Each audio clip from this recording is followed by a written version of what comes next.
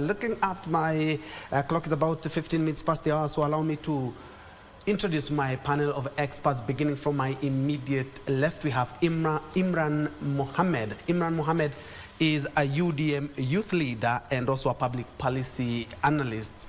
Good morning, Imran. Good morning to you, Ben. Good morning to Kenyans. Karibu, it's been a while since the last time you were here. Happy New Year, and thank you for having me again. All right, karibu sana. And just next to him, we have Engineer Chrispus Wathimba, who is a regular here, and also we do talk about politics a lot. He's a principal infrastructure project expert and also a governance and leadership expert. Karibu sana, Bwana Chrispus. Thank you, and good morning to Kenyans. And to begin with you very quickly is that the photos on the round in the internet, making rounds in the internet, a lot of Kenyans have had their share of input in regards to President William Ruto of Kenya, President Kaguta Yoweri Museveni of Uganda, and also the leader of official opposition, for now at least, Raila Odinga in Uganda. Of course, we're talking about a lot in regards to Africa Union Commission chairmanship position. I remember we had more or less the lobbying during the when the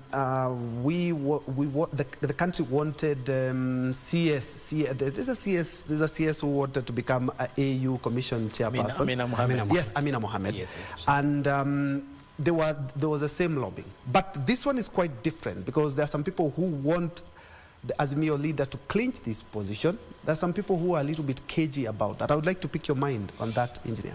Well, for me, I'm encouraged, first of all, just to see Raila and Ruto working together, having a conversation for the sake of this country where politics is considered to be very toxic and hot. That is a moment of calm that this country really desires at this point where we have serious economic challenges that we are dealing with, and we would want leaders to come together and discuss. So for me, that picture is a reflection of how mature our politics have been, that we may disagree on certain things, but when it comes to fighting or standing for the country, we can be united. If you look at the context where this conversation is happening, it's in Uganda, where I don't think it is possible to see Besigye, Bobi Wine, and Kaguta Museveni together. Yeah.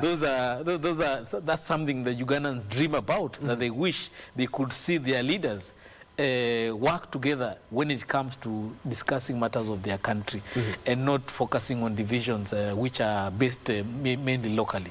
As far as the EU position is concerned, we made an attempt last time when Amina Mohamed positioned himself as a candidate. We lost. I think this is a time for East Africa to come together and be able to put a strong campaign position and be able to get this position. If you go to Addis Ababa, you realize these positions has only been held by people from South Africa, West Africa, North Africa. And if you look at the positions in the Secretariat, they are also skewed to that region because most of our people have never held important, influential positions within the AU to be able to also help us grow our careers in terms of diplomacy. Many Kenyans don't even have good positions at the UN, at the AU, because we have never had some of our leaders holding key positions in these organizations. Therefore, if Raila can be there, for me, aside from what people are looking at we are removing from the local politics. Or weakening the opposition. Weakening the opposition. There are also opportunities that will come with him being a chairman of that commission because as a country, we'll be able to leverage on his position and be able to even grow further as a country. We are also being global. And also being global means we also need to pursue other business opportunity in the region. With him being in the commission, it will be easier for us to open doors in the African market, where as we pursue the Kenya Kwanza plan of manufacturing and agriculture, we will be able to find new opportunities in those areas. So for me, I'm happy to see Ruto and Raila working together on this issue and also reaching out to the president of Uganda, who is the eldest leader in the region, to be able to talk to the other countries, Tanzania, Rwanda, Burundi, to support Kenyan candidacy. If that can be achieved right now, I believe Raila's win is sure. Imran, Engineer seems to be on the side that supporting Raila Odinga to clinch the seat. UDM was once in Azimio, now it's in the Kenya Kwanza, and the Kenya Kwanza brigade are all out to ensure that the Azimio leader clinches this seat. Something that a lot of pundits have argued that one could weaken the opposition. Another thing is that another section is arguing that this guy has been an infrastructure. I believe, engineer, you can identify High Commissioner for Infrastructure at the AU. So he's the best suited, and coming from the region, East Africa region, and engineer has rightly said that a lot of these appointments more or less are skewed to the west and to the north of the continent. Yes, Ben, I will love to agree with Mr. Engineer here. If you look at the political environment we came from as Kenyans, you will agree with me that there is a time when Kenya is more important than our own political indifferences. From the 90s up to now, you have seen the type of political environment Kenya has experienced, the type of campaign structure Kenya has gone through across all through the elections that we have experienced. Now is the time, at least there is hope. You know, for the last 1 year, we've enjoyed some form of political harmony by, you know, the opposition and the current government working together and understanding each other in terms of, you know, putting Kenya first. So now, given the political history and, you know, CV of His Excellency Right Honorable Raila Amolo Odinga, who else is better suited here in Kenya to take such a position? So I am for the idea that it is right and it is the right time for all Kenyans to put all their political differences aside and support the campaign of Raila Odinga, His Excellency Right Honorable Raila Odinga, because he is the best fit for this position. And like engineer has said, with him taking the leadership of this position, it comes with a lot of gains for Kenya and for East African community as a regional bloc. Let's look at the opposition. He has been a political enigma for the last more than 30 years in the Kenyan politics. Where does this leave the opposition? The current opposition? Yes. I believe His Excellency, again, former Vice President Kalonzo Musyoka is ready to take the mantle from Right Honorable Raila Amolo Odinga, as the engineer will agree with me.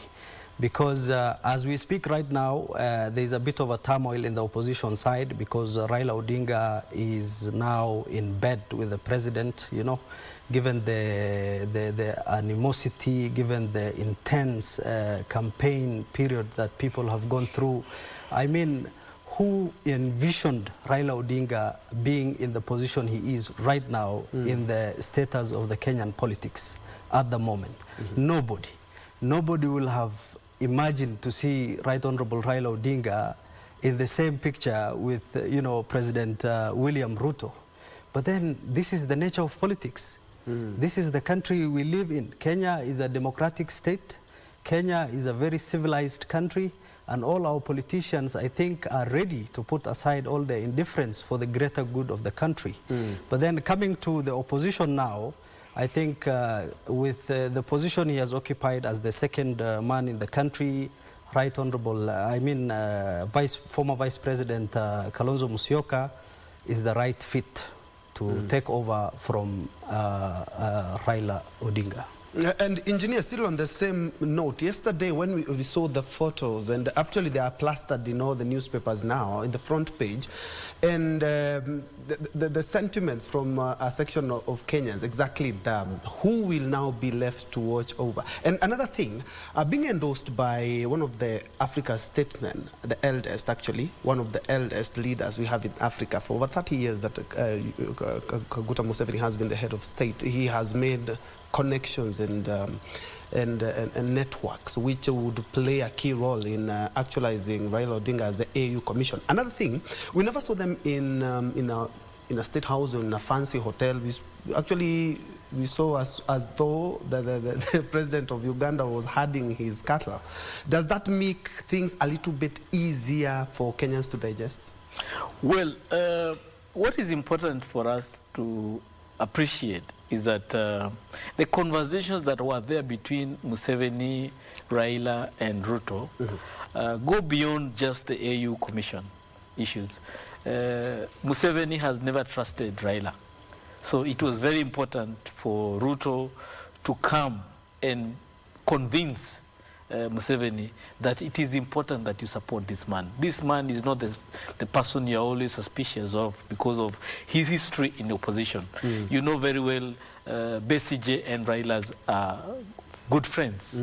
People in ODM are very good friends of Bobby Wine. So therefore, for Museveni to support Raila, given that he has a lot of influence within the opposition of Uganda, is not an easy thing. And therefore, Ruto needed to come there in an environment away from state infrastructure to convince this elder that this man we are presenting as the AU chair is a different man. I have made him a prime minister. Remember, Ruto is always clear, said, I am the one who made Raila the prime minister.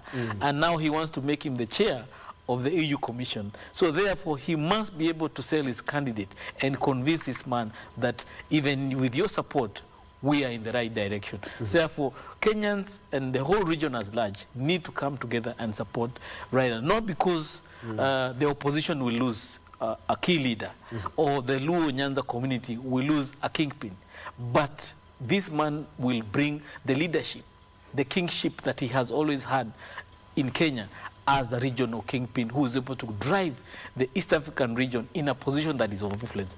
Remember, we have had a lot of conflicts in this region. We have challenges in Sudan. We have challenges in Ethiopia. We have challenges in East Africa, in Somalia. We have challenges in DRC Congo. With the EU position, we have an opportunity to also influence peace in this area. And for example, in Kenya, we need peace in the region for us to be able to take advantage of the regional strength that we have.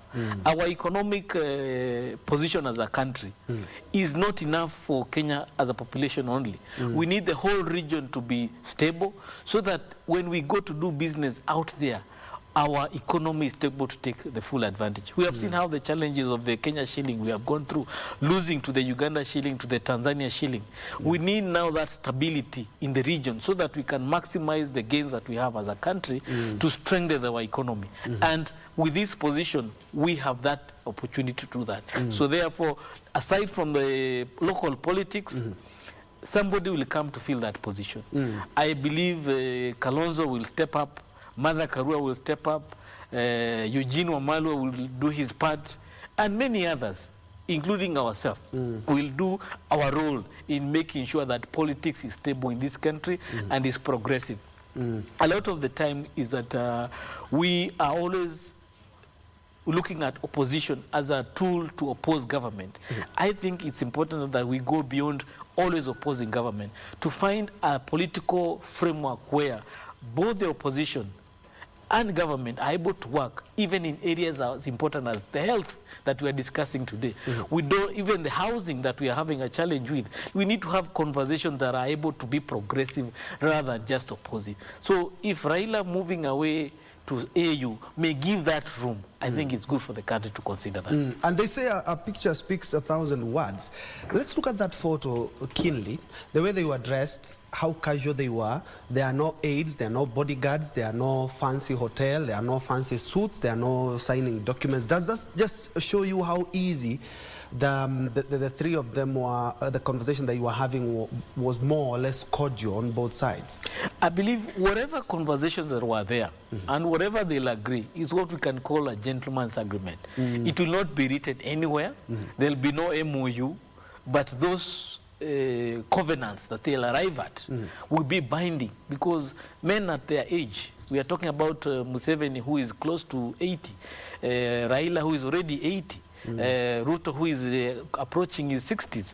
These are men who are going to have a covenant, and whatever they'll agree is between the three of them. We may not know what they have agreed, but I believe it is for the interest of the community, is the interest of the region, and is in the interest of Kenya to have this position achieved. Yeah, and the last one on in regards to this, Imran, I'm looking at, because the next place we are looking at is the cabinet retreat that was there last week, and I'm quite sure my director, we have a few clips in regards to that. But do you believe that the leaders that Raila will leave as soon as he is becoming AU Commission Chairman, that is if he clinches the seat, are up to task?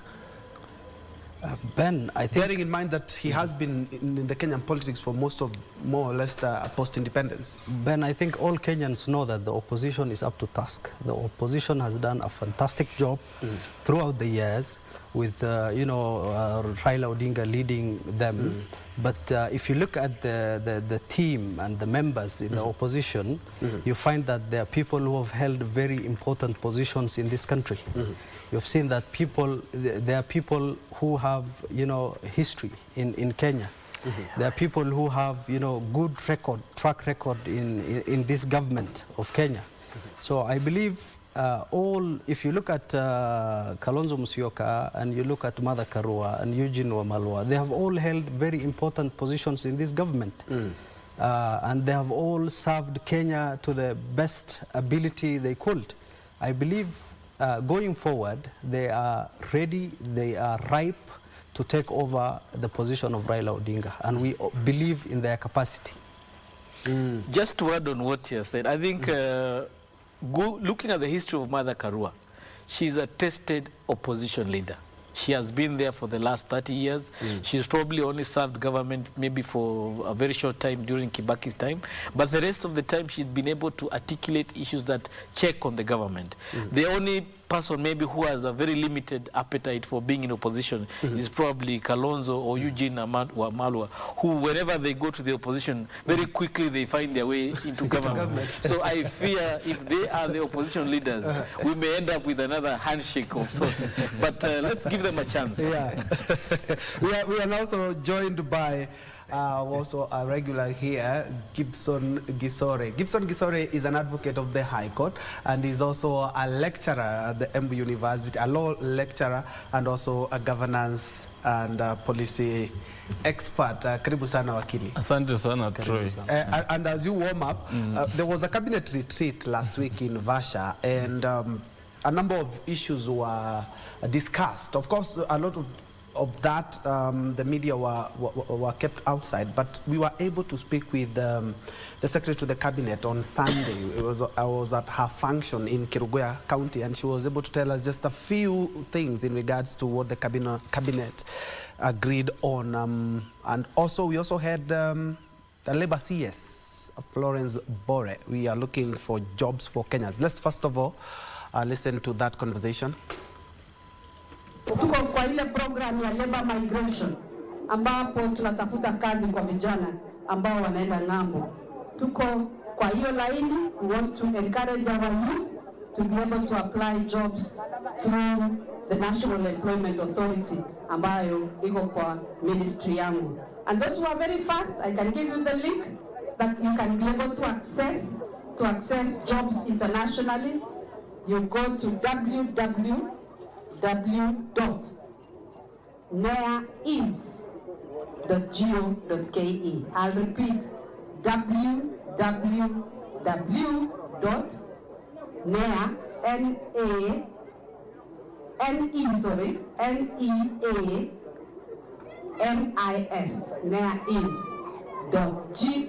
neaims.go.ke. Ukienda hapo utapata kazi ambapo vijana wanaweza kuaccess kule ng'ambo. But currently tuko na kazi ya wauguzi kule Saudi Arabia. Part of the conversation that we had was coming back to reflect on government policy, to reflect on what that government policy means and how together we can work towards implementing it in order to see the realization of the policy goals and objectives. We had a couple of conversations here around education, and the power of transformation that education brings, encouraging parents to ensure that no child is left behind, that children go to school, the curriculum is being updated to ensure that the child of Kenya today is able to learn information and curriculum that is relevant for the industry, and that children are able to leave school and go into the workplace when ready. Has been Mercy Wanjao speaking on Sunday with the media in regards to the cabinet retreat that was there in Naivasha, and earlier on Florence Bore, the Labour CA, is talking about more jobs for the youth. And I remember having a conversation with her. She said that in Germany there are so many jobs, but you also have to have at least some level of the German language, which has been an issue as well. But again, for the first one, www.neamis.go.ke for those seeking legitimate jobs outside the country. But away from that, Gibson, welcome to the program. Thank you. And we had a cabinet retreat. The first things first, even before the retreat, some Kenyans were asking, looking at the damaging report by the Auditor General and also by the Controller of Budget on how we are spending the meager resources that we have. They believe that since they were in Naivasha, they could have maybe done the meeting at the state lodge, or even at the Kenya School of Government, just to bring some of the cost down, because I'm looking at the CSs, their aides, their security. I'm looking at the MPs. I think they're close to 200. Their aides, their drivers, their, maybe we could have tried and saved some coins. Yeah, we could have, but Troy, we also need to know that the government spends taxes. And these taxes, if these monies are not expended and they are not used for the benefit of people, because wherever they went, there were people working there. The owner must have gotten money. That money is not going to use it in Saudi Arabia. It's going to use it locally. So the economy in Naivasha improved greatly. I think I was having a conversation recently with somebody, because our industry is also, the tourism industry is ailing. So if government can be able to promote it by getting all its key government officials in one place, then that means the spending in that place will go high, and a lot of money will move from Nairobi to another town. So, I think Wathimba should be happy because that is his county. Yeah. I'm sure some of that money can end up in his pocket. Yeah. So that is one way of looking at it. The other way is what you're saying, that they could have as well gone to KSG or gone to even have a meeting at State House for 3 days. It's neither there nor there, really. But what I love about the whole thing is that they were discussing performance. That is very key. Performance, that now, where are we? Checking their script and trying to determine where have we failed, how are we going to improve. I like the perspective that some ministers were actually put on the spot. They were told to explain why is it that their passports backlog, and they were given timelines, given 3 months to deal with it. There are issues to do with the IDs. I think I'm happy that they could have lifted the issue with the IDs. Now they can be able to generate the new generation IDs. That is going to be something which goes critical, which is very critical to the Kenyan, because IDs are very key. Just a minute, Wakili. Unfortunately, we have an issue with your microphone, which is going to be fixed in the next couple of seconds. But I think, engineer, you can pick from there. The pinning of MPs. You remember some of the session that the media were allowed in. You could feel that indeed the president was putting on the spot everyone. Doesn't matter whether you are a CS or you are an MP, but he wants results.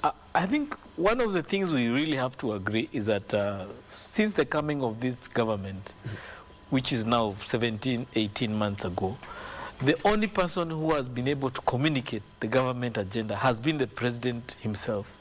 And that has really exposed a weakness in the administration, which he took that opportunity to express that you are not able, even as members of parliament, to articulate issues of government. You have seen cabinet secretaries on Twitter. One is saying this, another one is saying this. They are not able to speak as one voice. So therefore, this retreat was a good opportunity for them also to reflect on the agenda of one government speaking in one voice. And one government means the judiciary, the executive, and the legislature able on issues of national interest, having a common position so that the interests of the country can be always put forward. But when we have members of parliament, not even if we invite them here, not being able to articulate a very simple issue like, for example, the housing levy or the agenda on housing, for example. Leave alone the levy itself, but that's the fact that Kenya needs housing, and this is one way of achieving the housing requirements of the country, is a big problem. We have a whole legislature that is very young, but ineffective in terms of articulating the agenda or position of government.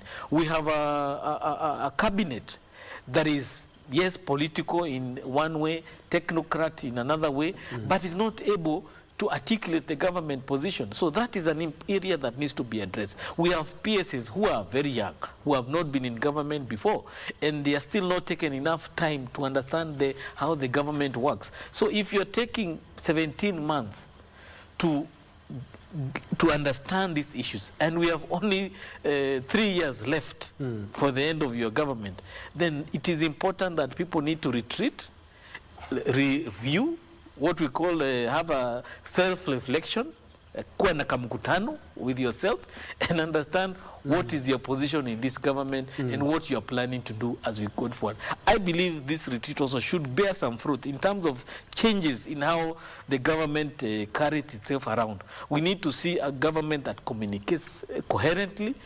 We need to see executives who are able to understand the pain Kenyans are going through and are able to communicate in a better way. We need policy that translates immediately to the betterment of Kenyan lives. Not just policy in paper, policy on media interviews, but policy that changes the lives of Kenyans in reality, in real time. Wakili, we fixed the issue. And I like the way engineer has talked about. One is that you do remember the performance contracts.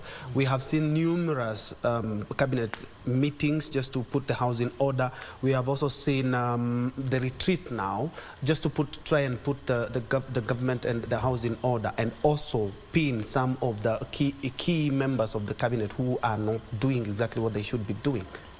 Yes, I mean, that is, I think, very important, and that's why I like the president, because he's a man who is in charge.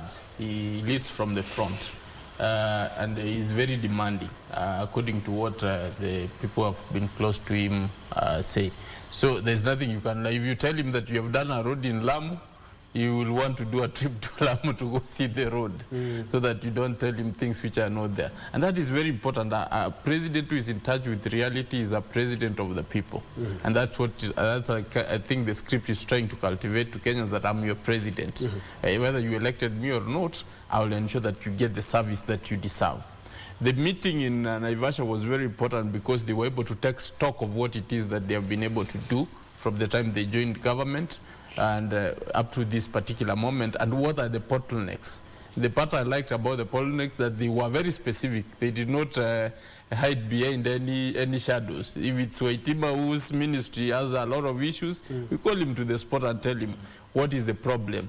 Why are you unable to solve these issues to help Kenyans? And you know, that is very good. Next time you wouldn't want to be put on the spot unless you want to be sacked. So that puts them into check, and they are able to go, they are now going to come up with modalities to sort out some of the challenges which affect Kenyans, as Wathimba said. Something else, I mean, I've seen what the CS was talking about, labor.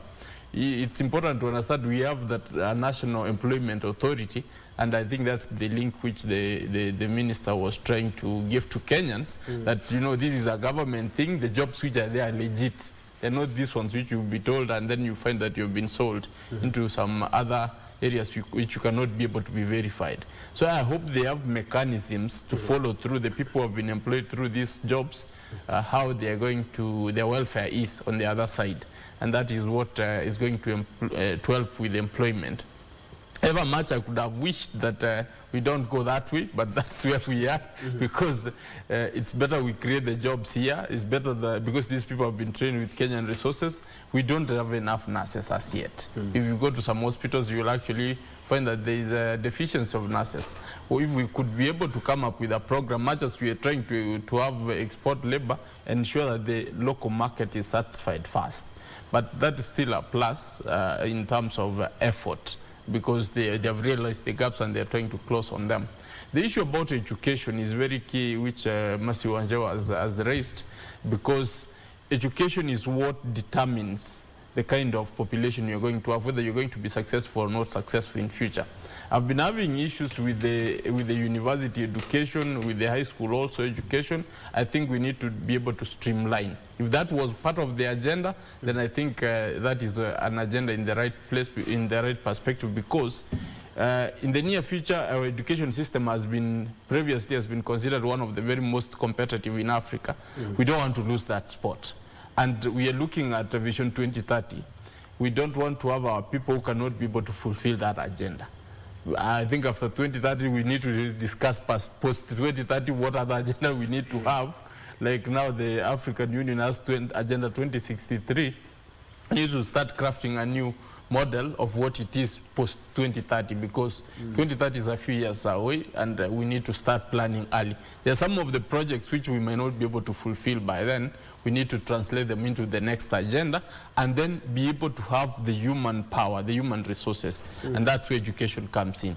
I think that those are the things which I picked, and I think it's very important we be able to follow through with that. And because of the interest of time, allow me now to jump to yet another report. Indeed, government can get, Imran, government can get a clean A in terms of the president following up on what exactly his cabinet and also whipping MPs into actually working for people. I remember some of the things that he said in Naivasha actually touch on individual MPs and ministries as well.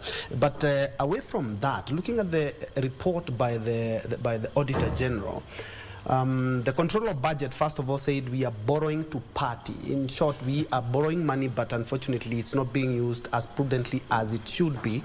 And looking at some of the, just to mention some of the things in that report, wastage and looting. General said 5.7 billion paid to ghost workers. Government with due 10 billion not audited. Ministry seeking allocations above budget. This is some of the things that we have seen in previous regimes as well. So it seems like that an issue, a big issue that we are having in the country. How do we address this, Imran? I think we have a very young president. We have a very energetic president. First of all, we must appreciate the work he's doing. He's a hands-on president who wants to know what is happening in his government and whether the policies and the plans of his government is achieved according to, the manifesto they have set in place. But then you understand that we are in Kenya and we are in Africa. Corruption, mainstream corruption, is all over Africa. It is something very difficult to fight and to beat. And you understand that most of the people now working in cabinet secretary positions and PS positions and all levels of government are people who are politicians, majority of them. And every politician has his own way of doing things, left, right, and center.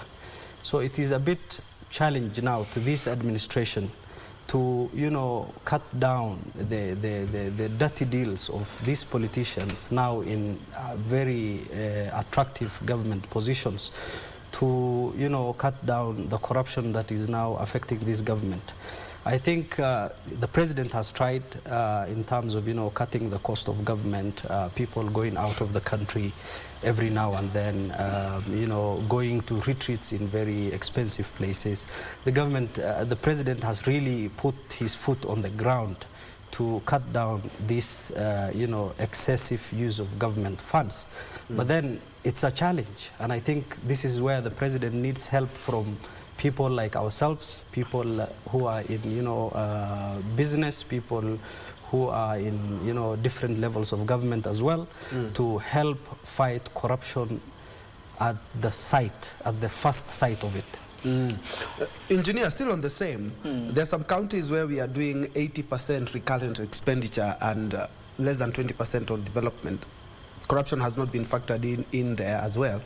And this is going to cause a big strain, especially now that we are borrowing money to pay recurrent expenditure as opposed to having developmental projects in the 47 counties and in some of the, in the national government. How do we streamline this? Because if you look at some of the figures that being mentioned, a lot is matters infrastructure. Either the roads, either some of these projects that the government has, some of the project that the county as well has. And this is where we are having a lot of pilferages. You know, for a very long time, infrastructure projects have been the easiest route for corrupt leaders to acquire wealth quickly. And therefore, you will always find everybody wants to allocate more money to an infrastructure or capital project, because that is the one area he or she will be able to easily get out his cut, for the way they call it, chai. But unfortunately, despite all the governments that we've had in the last 20, 30 years, the monster of corruption still continues haunting us. And no successive government has been able to really come out strongly and deal with the issue of corruption. And unfortunately on this government, we have seen another side of what we call corruption fighting back, in the sense that there are a lot of cases being dropped out by the DPP or losing the cases cannot continue with prosecution because of lack of evidence or lack of testimony or lack of witnesses. And that shows that now, aside from losing the fight against corruption, corruption is fighting back and it is winning. I think that is very unfortunate, and that's why all these challenges we are having at the county, instead of reducing, they will continue growing, because there is now impunity kicking in. You know very well you have a way of manipulating the prosecution process and your case being dropped and you not being successfully prosecuted. I was hoping that in this administration we would see a successful corruption case being prosecuted, and that will send a strong message to those people who are trying to promote corruption. The issue of budgets going all of them to recurrent, to be very honest, I serve in a county position somewhere, and you can see we don't have enough resources. The counties are struggling. They have been devolved a lot of functions, but the resources are still stuck somewhere. The resources are not just stuck somewhere. Maybe they are not enough, because what the Auditor General said yesterday, what we are able to raise as a country is probably 1.5 trillion, but our wish list is over 4 trillion. Yes. Therefore, we'll always borrow, we'll sell assets here and there, we'll borrow, we'll get grants here and there to meet some of these needs. So we will never have enough. But unfortunately, the evolution appears to be right now the biggest victim. But I also want to challenge the county administration. Your own source revenue collections have also dwindled as compared to the local governments of the 90s. You are collecting more. Yet you are in a bigger economy, you have a bigger population, you have more businesses going around your areas, but you seem now to collect less. Where is that problem? So everybody has a weakness. The county administration cannot also come and say, we are not being given enough because of this and this. Even them, where they are supposed to collect more, they are failing to do that. So we have a problem as a country, and we need to find a way, a conversation that is very clear and very honest with ourselves about this corruption. And let me pick from where Engineer has mentioned that he expected that for the first time ever we will have a case that concludes with maybe a conviction, but unfortunately a corruption case that is, but unfortunately we haven't seen that. And some of the agencies don't seem quite to be working very well to actualize that if at all there is any looting of any money, we should be able to get these guys. I think there's a weak chain. The weakest chain in the prosecution of corruption cases is really the Office of the Director of Public Prosecution, and the people investigating, that is the DCI. They seem to be working in a manner that instead of aiding the cases to be successful, they are aiding them not to be successful. And that I think we have seen it even through the judgments or the acquittals which have happened in the courts. Even the judges or the magistrates are frustrated that they have to ask that, why are you withdrawing this case? Why are you not even cross-examining the witnesses to actually bring out the material which you intended them to bring out? You see, and I think one of the magistrates was very categorical and said, this is the DPP-aided acquittal. Instead of them prosecuting, they are aiding acquittals. So that is what we need to ask ourselves. What is really going on in the office of the DPP? We need some transparency, we need some clear guidance as to what, because to a level that even the judiciary is complaining now that this is not normal, the level of acquittals which we have seen are very many on very key issues of corruption which touch government resources. And it pains even the judiciary or even some of us to see those cases being dropped for very, I can call them scenarios where somebody just creates a scenario and just wants to say that we don't have enough evidence, while in the initial stages there could be. The only other thing is just to do your job. So if we can be able to put the question directly to the DCI and the DPP, I think now the courts have been absolved of the challenge because they are trying to do their part. So that is very important. The other thing is what engineer said is that monies are being stolen, left, right, and center. You find that the resources have been allocated to government institutions, but then they end up disappearing. When you give money to the counties, also the monies are also successfully utilized into the pockets of the officials down there. If we can be able to check, we can clearly be able to check how these resources are used, and the reports are there. The beautiful thing with Kenya is that the reports are there, is just to follow through and be able to prosecute the people who are culpable. All right. Gentlemen, let me give you 30 seconds to your final comments as you wrap up. Okay, my parting shot to Kenyans is the newfound relationship between, Right Honorable Raila Amolo Odinga and His Excellency the President should set a new precedent in the political environment here in Kenya, that there is no enmity or political indifference that can last forever, that there are possibilities in the political environment in Kenya to set up our differences and work together for the greater good of this beautiful nation called Kenya. Thank you, Imran. Engineer. For me, it's just to wish the opposition leader all the best in his bid for the AU chairmanship and to encourage the country to stand behind him. His win is our win for all of us. Also for this government, I want to just say it's good to have conversations, but actions are better.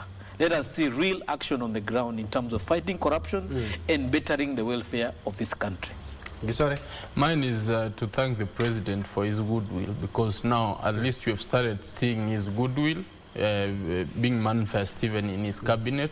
He's able to demand accountability. That is what we have been yearning for.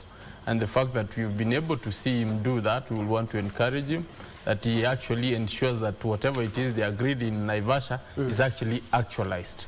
And from there, we will wish that the office of the DPP also manifests in the same goodwill, the same spirit hits them, so that they can be able to prosecute the people who steal our resources successfully. All right. Thank you so much. That has been Gibson Gisore, an advocate of the High Court of Kenya and also a lecturer and also governance expert. Just next to him, we have Engineer Chrispus Wathimba, who is also an engineer, a structural infrastructure expert and also a governance and leadership expert. And just next to him, we have Imran Mohamed, who is a UDM youth leader and also a public policy analyst. Gentlemen, thank you so much for your insight and your time. Let's do this another time. My name is Bentro Njue. Byron Abuli was our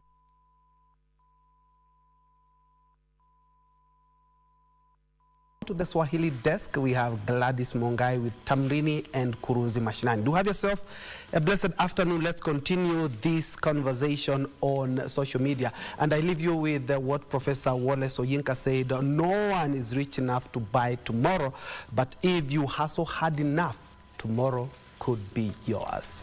In everything you do, put God first. Have a good one.